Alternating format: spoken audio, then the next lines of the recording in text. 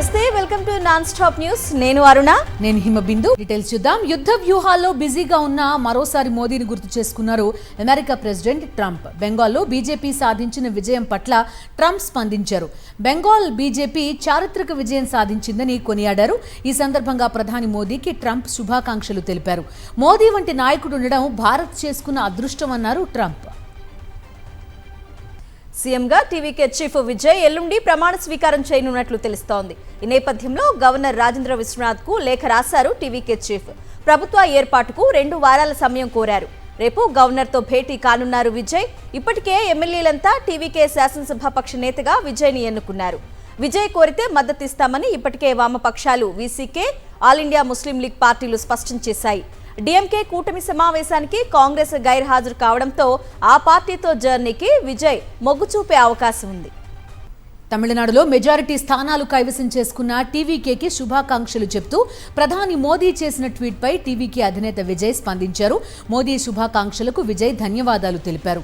ప్రజల శ్రేయస్సే తమ లక్ష్యమన్నారు విజయ్. రాష్ట్ర ప్రగతి, ప్రజల సంక్షేమంపై దృష్టి సారిస్తానని తెలిపారు.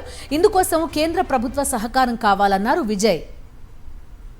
తమిళనాడులో క్యాంపు రాజకీయాలు కొనసాగుతున్నాయి. మహాబలిపురంలోని 4 పాయింట్స్ రిసార్ట్ కు టీవీకే ఎమ్మెల్యేలను తరలించారు. అంతకుముందు 3 గంటల పాటు ఎమ్మెల్యేలతో విజయ్ చర్చలు జరిపారు. మరోవైపు అధికారం చేపట్టే దిశగా విజయ్ అడుగులు వేస్తున్నారు. అధికారం చేపట్టేందుకు మరో 10 మంది ఎమ్మెల్యేలు కావాల్సి ఉండగా ఆ 10 మంది ఎమ్మెల్యేల కోసం విజయ్ చర్చలు జరుపుతున్నారు. అయితే విజయ్ ఎవరితో చర్చలు జరుపుతున్నారు, చర్చల పురోగతి ఏంటన్న విషయం బయటకు రాకుండా టీవీకే వర్గాలు జాగ్రత్త పడుతున్నాయి. తమిళనాడు ఎన్నికల ఫలితాల్లో అరుదైన ఘటన చోటు చేసుకుంది.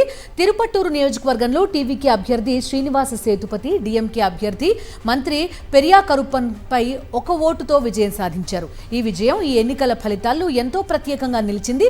శివగంగ జిల్లా తిరుపత్తూరు నియోజకవర్గంలో టీవీకే తరపున పోటీ చేసిన శ్రీనివాస సేతుపతి డీఎంకే మంత్రి కేఆర్ పెరియ కరుప్పన్పై కేవలం 1 ఓటు తేడాతో గెలిచారు. మొత్తం 30 రౌండ్ల పాటు ఓట్ల లెక్కింపు జరిగింది. చివరి రౌండ్ వరకు ఉత్కంఠ కొనసాగింది. చివరకు టీవీకే అభ్యర్థి శ్రీనివాస సేతుపతి 1 ఓటు తేడాతో గెలిచి ఎమ్మెల్యే అయ్యారు. తమిళనాడు సీఎం ఎంకే స్టాలిన్ తన పదవికి రాజీనామా చేశారు. ఎన్నికల్లో పరాజయం నేపథ్యంలో రాజీనామా లేఖను గవర్నర్కు పంపించారు. స్టాలిన్ ఓటమి నేపథ్యంలో ప్రతిపక్ష నేతగా స్టాలిన్ తనయుడు ఉదయనిధిని ఎన్నుకునే అవకాశం ఉంది. మారుతున్న రాజకీయ సమీకరణాల నేపథ్యంలో ప్రభుత్వం ఎలా ఏర్పడనుందో తెలిసిన తర్వాత ప్రతిపక్ష నేతపై స్టాలిన్ తన నిర్ణయం వెలువరించే అవకాశం ఉందని డీఎంకే వర్గాలు తెలిపాయి. తమిళ ప్రజలు తమపై నమ్మకం ఉంచినా ఓటమి పాలయ్యామన్నారు డీఎంకే అధ్యక్షుడు MK Stalin.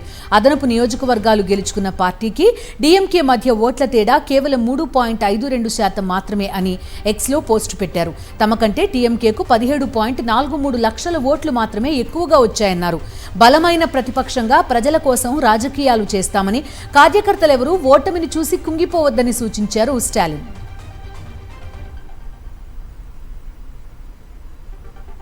TVK chief Vijay Congress మద్దతు కోరినట్లు తెలిపారు కేసీ వేణుగోపాల్. అయితే టీవీకే మద్దతు ఇచ్చే విషయం తమిళనాడు ప్రదేశ్ కాంగ్రెస్ కమిటీ నిర్ణయం తీసుకుంటుందన్నారు.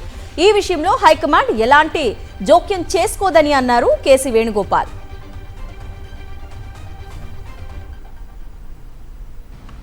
The president of TVK, T.D. Vijay, has requested the INC for support to form a government in Tamil Nadu.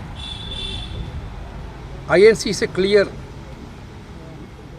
is clear that the mandate in Tamil Nadu is for a secular government committed to protecting the constitution in letter and spirit. The INC is determined not to have the BJP and the proxies run the government of Tamil Nadu in any manner. The Congress leadership has directed the TNCC to take a final decision on T.D. Vijay's request, keeping in view the sentiments of the state reflected in the electoral verdict. AP ప్రభుత్వం మరో భారీ అప్పు చేసింది. 4,400 కోట్ల రూపాయలు మంగళవారం అప్పు చేసింది. అప్పుల్లో చంద్రబాబు ప్రభుత్వం ఆల్ టైమ్ రికార్డు సృష్టించింది. తాజా అప్పులతో చంద్రబాబు అప్పులు 3,62,855 కోట్లకు చేరాయి. దేశంలో అన్ని రాష్ట్రాల కంటే అత్యధిక అప్పులు చేసింది చంద్రబాబు ప్రభుత్వమే. నిన్ననే మార్క్ఫెడ్ ద్వారా 1,800 కోట్ల గ్యారంటీ రుణానికి ఉత్తర్వులు జారీ చేశారు. 2 ఏళ్లలోనే 3,62,855 కోట్ల అప్పు చేసింది చంద్రబాబు ప్రభుత్వం. సగటు కొనసాగుతున్న నెలకి 15,766 కోట్లు అప్పు చేస్తోంది చంద్రబాబు ప్రభుత్వం. విశాఖ కేంద్రంగా సౌత్ కోస్ట్ రైల్వే జోన్ కు సంబంధించి గెజెట్ విడుదల చేసింది రైల్వే శాఖ. గుంతకల్లు, గుంటూరు, విజయవాడ, విశాఖపట్నం డివిజన్లను ఖరారు చేస్తూ గెజెట్ విడుదల చేశారు. అత్యధిక ఆదాయం వచ్చే కేకే లైన్ ను రాయగడ డివిజన్ కు కేటాయించారు. కేకే లైన్ ను విశాఖపట్నం డివిజన్ నుంచి తప్పించింది కేంద్ర ప్రభుత్వం. కేకే లైన్ కోసం కేంద్రంపై ఒత్తిడి తీసుకురావడంలో విఫలమయ్యారు కూటమి నేతలు. దీని మీద తీవ్ర విమర్శలు వెల్లువెత్తుతున్నాయి. రైల్వే జోన్ కోసం 52 ఎకరాల భూమిని గతంలోనే కేటాయించింది వైఎస్ఆర్సీపీ ప్రభుత్వం.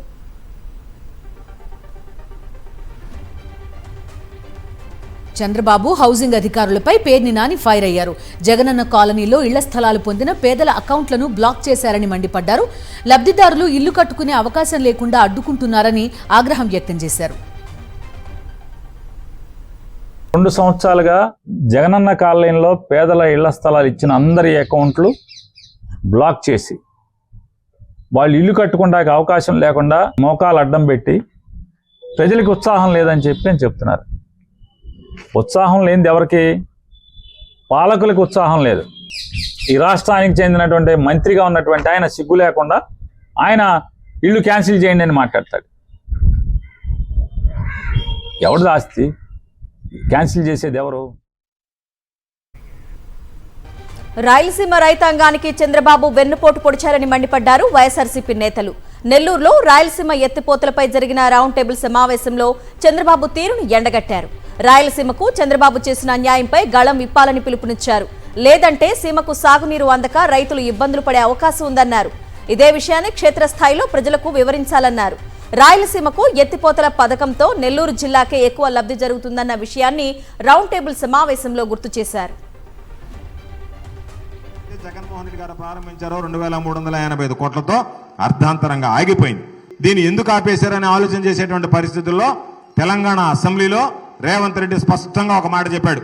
నేను తెలంగాణ రైతుల ప్రయోజనాల కోసం చంద్రబాబు నాయుడు దగ్గరికి వెళ్ళి, అయ్యా మీరు దీనికి సంబంధించి ఈ ప్రాజెక్టుని నిలిపివేయండి అంటే నా కోరికను మన్నించి రహస్య సమావేశంలో మా ఇద్దరి మధ్య కుదిరినటువంటి రహస్య ఒప్పందం ప్రకారం ఆంధ్ర రాష్ట్ర ప్రజలకు వెళ్లాల్సినటువంటి నీళ్లు చంద్రబాబు నాయుడు ద్వారా నేను అడ్డుకున్నాను అని చెప్పి గర్వంగా ప్రకటించాడు రేవంత్ రెడ్డి గారు.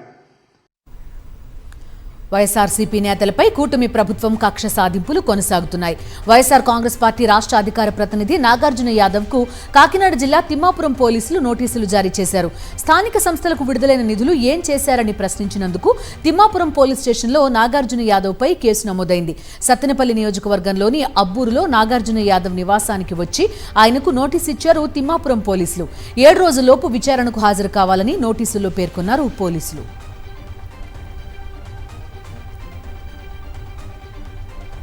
జనగామ జిల్లా యశ్వంత్పూర్లో ఐకేపీ సెంటర్ను బీఆర్ఎస్ వర్కింగ్ ప్రెసిడెంట్ కేటీఆర్ పరిశీలించారు. రైతుల ఇబ్బందులను అడిగి తెలుసుకున్నారు. ఈ సందర్భంగా మొక్కజొన్న రైతులు తమ గోడును కేటీఆర్ ముందు చెప్పుకున్నారు. బుధవారం రైతు సదస్సుకు రావాలని రైతులను ఆహ్వానించారు కేటీఆర్. రైతుల సమస్యలు పరిష్కారానికి రాష్ట్ర ప్రభుత్వం మెడలు వంచుతామన్నారు కేటీఆర్.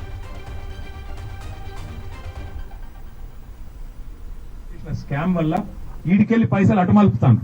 ఏదైతే వరి కొనుగోళ్లకు సివిల్ సప్లైస్ కార్పొరేషన్ అనే సంస్థ ఉంటుందో, మార్క్ఫెడ్ ఏమో మొక్కజొన్నలు కొంటది, సివిల్ సప్లైస్ కార్పొరేషన్ ఏమో వరి కొనాలి, వడ్లు కొనాలి. కానీ ఇలా పరిస్థితి ఏంది? ఆ సివిల్ సప్లైస్ కార్పొరేషన్ లో కుంభకోణం చేసింది రేవంత్ రెడ్డి ప్రభుత్వం. చేసినందుకు మార్కెట్ల ఆ సంస్థకి ఎవరు అప్పిస్తలేరు. మరి ఏం చేయాలి? వడ్లు పండించిన వాళ్ళు ఎక్కువ ఉన్నారు కాబట్టి మార్క్ఫెడ్ ద్వారా పైసలు తీసుకొని లోన్ తీసుకొని ఈ పైసలు అటుమలిపి మొత్తానికి ఏదో కొన్ని రోజులు టైం పాస్ చేద్దామనే ఆలోచనలో ప్రభుత్వం ఉన్నది. హన్మకొండలో నిర్వహించిన రైతు మేళా వేదికగా మంత్రి పొంగులేటి శ్రీనివాసరెడ్డి ప్రతిపక్ష బీఆర్ఎస్ కేంద్రంలోని బీజేపీ లక్ష్యంగా తీవ్రస్థాయిలో ధ్వజమెత్తారు. రైతులను రాజులను చేసే వరకు తమ ప్రభుత్వం ఒక్క అడుగు కూడా వెనక్కి వేయదని స్పష్టం చేశారు. పండించిన ప్రతి గింజను ప్రభుత్వం కొనుగోలు చేస్తుంటే దానికి రాజకీయ రంగు పులుముతూ కల్లాల వద్ద సినిమా తరహా పోజులిస్తూ ముసలి కన్నీరు కారుస్తున్నారని మండిపడ్డారు పొంగులేటి. వరంగల్లో జరిగిన రైతు మేళాలో మంత్రి కొండా సురేఖ హాట్ కామెంట్స్ చేశారు. బీజేపీ నేతలు మీటింగ్ పెట్టి జై శ్రీరామ్ అంటారని, అలా అంటే పైనుంచి ఏమైనా పైసలు పడతాయా, పథకాలు వస్తాయని కొండా సురేఖ అన్నారు. 2 కేంద్ర మంత్రులు రాష్ట్రం కోసం ఏం చేయరని విమర్శించారు కొండా సురేఖ. ఇంకొకటి బీజేపీ వాళ్ళు ఇక వాళ్ళు ఏమైనా మీటింగులు పెట్టుడు జై శ్రీరామనుడు, మీటింగులు పెట్టుడు జై శ్రీరామనుడు. మరి జై శ్రీరామ్ అంటే పైనుంచి ఏమన్నా పైసలు పడుతున్నాయా, లేకపోతే ఏమన్నా మనకు పథకాలు వస్తానయా, ఇంకేమన్నా వస్తానయా అంటే ఏమీ లేదు. తీసుకొస్తారు, మోడీతోటో మీటింగ్ పెట్టిస్తారు, 4 హిందీలో మాటలు మాట్లాడిస్తారు, ఎల్లగొడతారు. కూటమి ప్రభుత్వాన్ని రైతులు నిలదీస్తున్నారు. గుంటూరు జిల్లా తాడికొండ మండలం పెద్దపరిమి గ్రామ సభలో ఘటన జరిగింది. యూనిట్ 2లో రైతులతో గ్రామ సభ నిర్వహించారు సిఆర్డీఏ అధికారులు. ఈ ప్రభుత్వాన్ని ఎలా నమ్మాలని అధికారులను నిలదీశారు రైతులు. గతంలో భూములిచ్చిన రైతులకు రిటర్నబుల్ ప్లాట్లు ఇవ్వలేదని నిలదీశారు. ఫస్ట్ ఫేజ్ రైతులు ఇబ్బంది పడినట్టు మేం పడలేమని తేల్చి చెప్పారు రైతులు. భూములిస్తే ఎప్పటికి ప్లాట్లు ఇస్తారో స్పష్టతనివ్వాలని డిమాండ్ చేశారు. బలవంతంగా భూములు తీసుకుంటే చూస్తూ ఊరుకోమని హెచ్చరించారు. సెకండ్ ఫేజ్ ల్యాండ్ పూలింగ్ పై అనుమానాలను నివృత్తి చేయాలని డిమాండ్ చేశారు రైతులు. అడవుల్లో ఎత్తున్నారు రోడ్లు, ఇంతవరకు ఇక్కడ ఎవడో వేయట్లేదు. వీటికి సంబంధించి అందరూ పొలాలు ఎత్తున్నాం ఇక్కడ. రోడ్స్ ఇన్ఫ్రాస్ట్రక్చర్ అంటారు. మరి మాకు నమ్మకం కలగాలంటే ముందు మీరు రోడ్లు వేయాలి. ఆయన 7 సంవత్సరాల నుంచి తిరుగుతున్నాడు. ఇంతవరకు ఆయన ఫ్లాట్ ఆయనకు అప్పచెప్పడం కుదరలేదు. మా ఊళ్ళో అయినా సరే మా రైతులు అడిగి 6,300 ఎకరాలు 3,000 ఎకరాలు ఇస్తాము. మేము అడిగే ఏపీలో సంక్షేమం అభివృద్ధి లేదన్నారు మాజీ మంత్రి మేరుగు నాగార్జున. రాజధానిలో అంతులేని దోపిడీ జరుగుతోందని మండిపడ్డారు. వైఎస్ జగన్ 50,000 మంది పేదలకు ఇళ్ల స్థలాలు ఇస్తే చంద్రబాబు రద్దు చేశారని ఆగ్రహం వ్యక్తం చేశారు మేరుగు నాగార్జున. మీరైతే రాజధాని ప్రాంతంలో భూములు కొనొచ్చు, రాజధాని ప్రాంతంలో ప్రజలకేం ఒక రేట్ అని చెప్తారు, మీరేం ఒక రేటు కొంటారు. అదే మీ ప్రాంతం మీ యొక్క భూమి పక్కనే ప్రజలను కూడదని గ్రీన్ జోన్ అని పెడతారు. ఏ విధంగా ఈ పరిపాలన సమాధానం చెప్పగలుగుతారు చంద్రబాబు గారిని అడుగుతా ఉన్నాం. అందుకనే ప్రజల్ని చంద్రబాబు గారి పరిపాలన ఇంత దారుణంగా ఉంది. రాజధానిలో ఎవ్వరూ ఉండటానికి బ్రతకటానికి ఆస్కారం కూడా లేని విధంగా పరిపాలన చేస్తా ఉన్నారు. కూటమి హయాంలో రైతులు రోడ్డున పడ్డారని మాజీ ఎమ్మెల్యే కైలే అనిల్ కుమార్ మండిపడ్డారు. గిట్టుబాటు ధర లేక రైతులు అప్పుల్లో కూరుకున్నారని, యూరియా కూడా అందించలేని దుస్థితిలో ప్రభుత్వం ఉందన్నారు. రైతుల సమస్యలు చంద్రబాబుకు కూటమి నేతలకు పట్టడం లేదన్నారు కైలే అనిల్ కుమార్.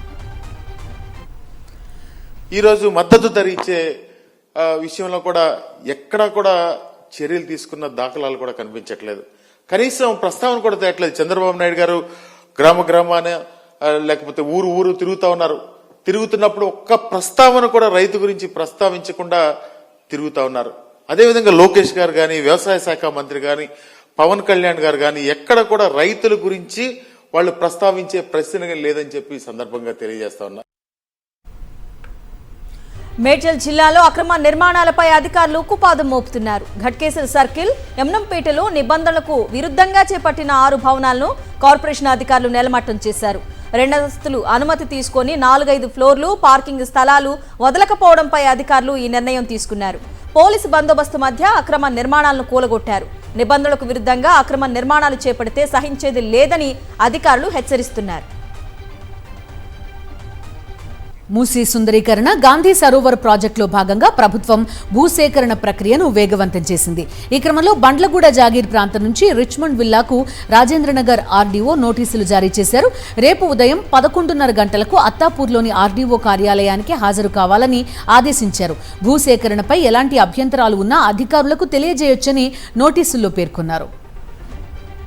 అనకాపల్లి జిల్లా దుప్పితూరులో పర్యటించారు వైఎస్ఆర్సీపీ నేతలు. బ్రాండెక్స్ యాజమాన్యం నిరంకుశ వైఖరికి వ్యతిరేకంగా గ్రామస్తులతో కలిసి మాజీ మంత్రి గుడివాడ అమర్నాథ్, కరణం ధర్మశ్రీ, బొడ్డేడ ప్రసాద్, ఎమ్మెల్సీ వరదు కళ్యాణి, మాజీ ఎంపీ సత్యవతి నిరసన తెలిపారు. నిర్వాసితులకు R&R ప్యాకేజీ ఇవ్వకుండా బ్రాండెక్స్ కంపెనీ అక్రమంగా నిర్మిస్తున్న ప్రహరీని పరిశీలించారు వైఎస్ఆర్సీపీ నేతలు. మహిళలపై పోలీసులు దౌర్జన్యాన్ని ఖండించారు. గుంటూరు జిల్లా పొన్నూరు నియోజకవర్గంలో ఎమ్మెల్యే ధూళిపాళ నరేంద్ర అనుచరులు బరి తెగించారు.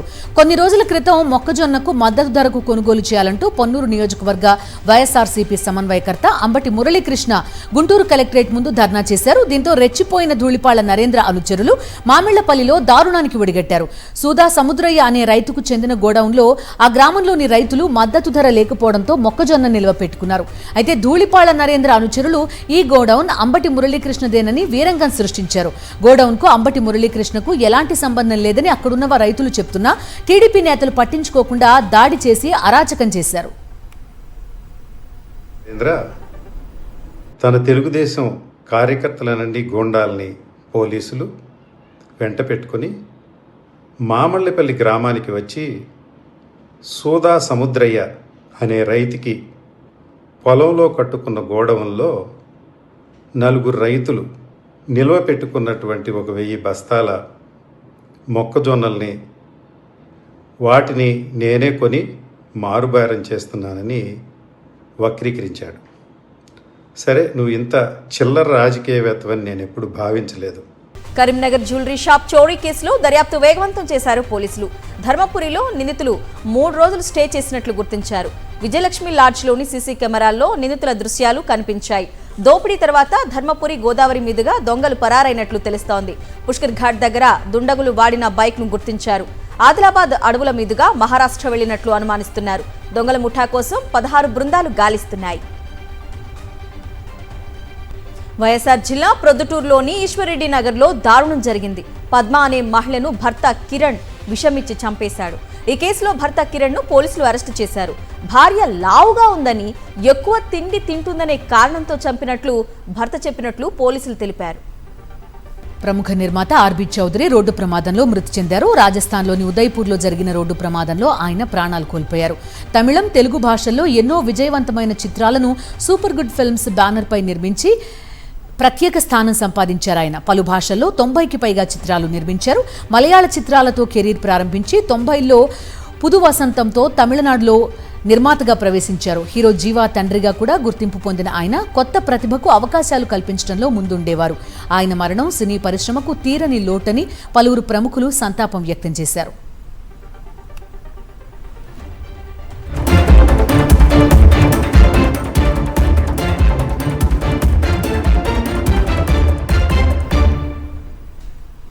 నేషనల్ అప్డేట్స్ చూద్దాం. తమిళనాడు ఎన్నికల్లో విజయ్ ఘన విజయం సాధించిన నేపథ్యంలో ఇప్పుడు ఓ ఇంట్రెస్టింగ్ వీడియో సోషల్ మీడియాలో వైరల్ అవుతోంది. హీరోయిన్ పూజా హెగ్డే విజయ్ ను చూపిస్తూ చేసిన ఓ వీడియో ఇప్పుడు ట్రెండ్ అవుతోంది. ఈ వీడియో జననాయకన్ మూవీ షూటింగ్ టైంలో చేసినట్లు తెలుస్తోంది. ఈ వీడియోలో విజయ్ సిగ్గుపడుతూ కనిపించారు. ప్రస్తుతం ఈ వీడియో నెట్టింట వైరల్ కావడంతో నెటిజన్స్ క్రేజీ కామెంట్స్ చేస్తున్నారు. విజయ్ గెలుస్తాడని బుట్టబొమ్మకు ముందే తెలుసా అంటూ ఫన్నీగా పోస్టులు పెడుతున్నారు. 10 ఏళ్ల తర్వాత కేరళలో కాంగ్రెస్ నేతృత్వంలోని యూడీఎఫ్ అధికారం దక్కించుకుంది. అయితే ముఖ్యమంత్రి ఎవరనే అంశంపై ఉత్కంఠ కొనసాగుతోంది. వీడి సతీశన్, కేసీ వేణుగోపాల్, రమేష్ చెన్నితల పేర్లు ప్రముఖంగా వినిపిస్తున్నాయి. సతీశన్ ఇప్పటివరకు కేరళం అసెంబ్లీలో ప్రతిపక్ష నాయకుడిగా ఉన్నారు. ఏఐసీసీ ప్రధాన కార్యదర్శి కేసీ వేణుగోపాల్ కు రాహుల్ గాంధీకి సన్నిహితుడిగా పేరుంది. ఎల్డీఎఫ్ తొలిసారి అధికారంలో ఉన్నప్పుడు ప్రతిపక్ష నేతగా వ్యవహరించిన రమేష్ చెన్నితల పేరు కూడా ప్రముఖంగా వినిపిస్తోంది. కేరళం అసెంబ్లీ ఎన్నికల్లో కాంగ్రెస్ 63, సిపిఎం 26, ఇండియన్ యూనియన్ ముస్లిం లీగ్ 22 సీట్లు గెలుచుకున్నాయి. వెస్ట్ బెంగాల్లో భారీ విజయం తర్వాత సీఎం ఎంపికపై ఫోకస్ పెట్టింది బీజేపీ అధిష్టానం. రేపు ఢిల్లీలో కేంద్ర హోంమంత్రి అమిత్ షా, బీజేపీ అగ్ర నాయకులతో వెస్ట్ బెంగాల్ నేతలు సమావేశం కానున్నారు. ఈ సమావేశంలో కీలక నిర్ణయాలు తీసుకోనున్నారు. ఆ తర్వాత పరిశీలకులను నియమించి లాంఛనంగా బీజేపీ శాసనసభాపక్ష నేతను ఎంపిక చేస్తారు. ఈ నెల 9న ముఖ్యమంత్రి ప్రమాణ స్వీకార కార్యక్రమం ఉండే అవకాశం ఉన్నట్లు తెలుస్తోంది. బెంగాల్ మాజీ ముఖ్యమంత్రి మమతా బెనర్జీ మరోసారి కీలక వ్యాఖ్యలు చేశారు. తాను సీఎం పదవికి రాజీనామా చెయ్యనని ప్రకటించారు. లోక్భవన్ కు వెళ్లనన్నారు. తాను ఇప్పుడు ఫ్రీ బర్డ్ అని చెప్పారు మమత. నా జీవితమంతా ప్రజాసేవకే అంకితం చేస్తానని ప్రకటించారు. తాను చేయాల్సిన పని ఇంకా ఉందని, ఇండీ కూటమిలోని మిత్రపక్షాలన్నీ తన వెంటే ఉన్నాయన్నారు మమత. సోనియా, రాహుల్ తనకు కాల్ చేశారని తెలిపారు మమతా బెనర్జీ.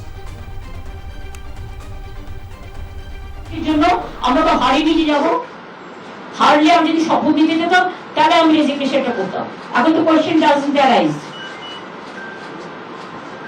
জোর করে দখল করে যদি কেউ মনে করে যে আমি কি রেজিগনেশন দিতে হবে, no, not that. Now also I want to say that we didn't lose the election.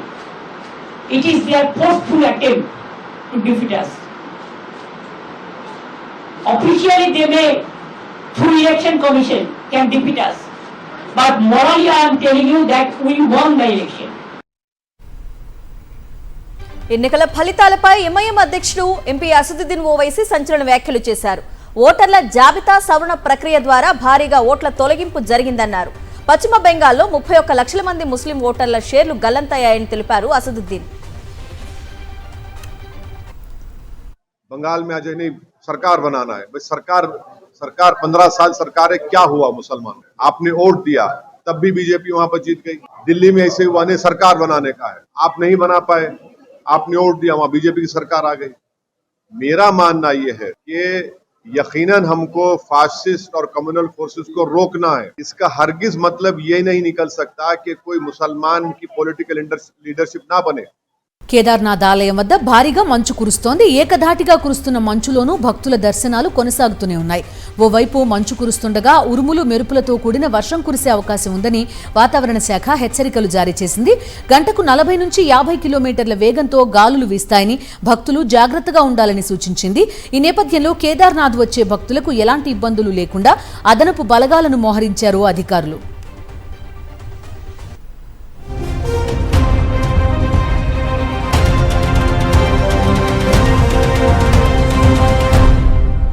ఇండోనేషియాలో భారీ వరదలు బీభత్సం సృష్టిస్తున్నాయి. ఏకధాటిగా కురుస్తున్న వర్షాలతో చాలా ప్రాంతాలు జల దిగ్బంధంలో మునిగిపోయాయి.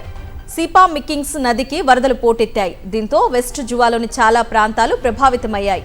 రాకపోకలు స్తంభించిపోవడంతో ప్రజలు ఇబ్బందులు ఎదుర్కొంటున్నారు.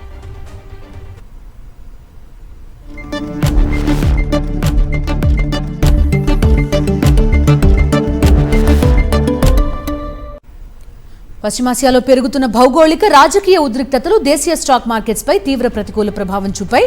ట్రేడింగ్ లో ఇన్వెస్టర్లు అమ్మకాలకు మొగ్గు చూపడంతో సూచీలు నష్టాల్లో ముగిశాయి. సెన్సెక్స్ 251.61 పాయింట్లు నష్టపోయి 77,017 వద్ద స్థిరపడగా నిఫ్టీ 86.5 పాయింట్లు తగ్గి 24,032 వద్ద ముగిసింది. బంగారం ధరలు మళ్లీ తగ్గుముఖం పడుతున్నాయి. చాలా రోజుల తర్వాత 1,50,000 మార్క్ దిగువకు గోల్డ్ రేట్లు చేరుకున్నాయి. ప్రస్తుతం హైదరాబాద్ లో 10 గ్రాముల 24 క్యారెట్ల బంగారం 1,49,180 వద్ద కొనసాగుతుండగా నిన్న 1,49,620 వద్ద స్థిరపడింది. ఈ రోజు ₹440 తగ్గింది. ఇక 22 క్యారెట్ల ధర 1,36,750గా ఉంది. నిన్నటితో పోలిస్తే 400 దిగి వచ్చింది.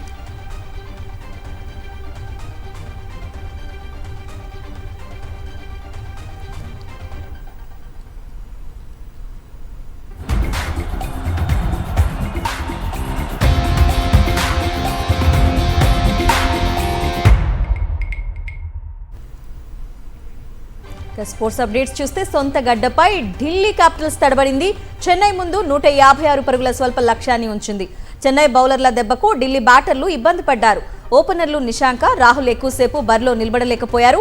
మిడిల్ ఆర్డర్ కూడా పెద్దగా రాణించలేదు. చెన్నై బౌలర్ల ధాటికి ఢిల్లీ బ్యాటర్లు పరుగులు చేయడానికి ఇబ్బంది పడ్డారు. నితీష్ రాణా, కరుణ్ నాయర్, అక్షర్ పటేల్ పెద్దగా స్కోర్ చేయలేకపోయారు. ట్రిస్టన్ స్టిప్స్, రిజ్వీ కాసేపు పోరాడడంతో ఢిల్లీ ఆ మాత్రం స్కోర్ అయినా చేయగలిగింది. 40 పరుగులు చేసిన రిజ్వీ టాప్ స్కోరర్. చెన్నై బౌలర్లలో నూర్ అహ్మద్కు 2 వికెట్లు దక్కాయి.